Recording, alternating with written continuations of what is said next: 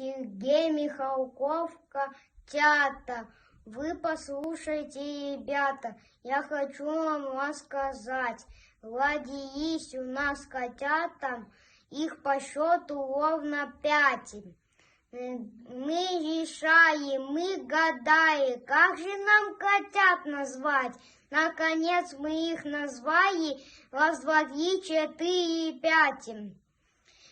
Раз котенок самый белый, 2 котенок самый смелый, 3 котенок самый умный, а 4 самый шумный, 5 похожи на 3 и 2, тот же хвост и голова, тоже пятнышко на спинке и везде спит в корзинке. Хороши у нас котята.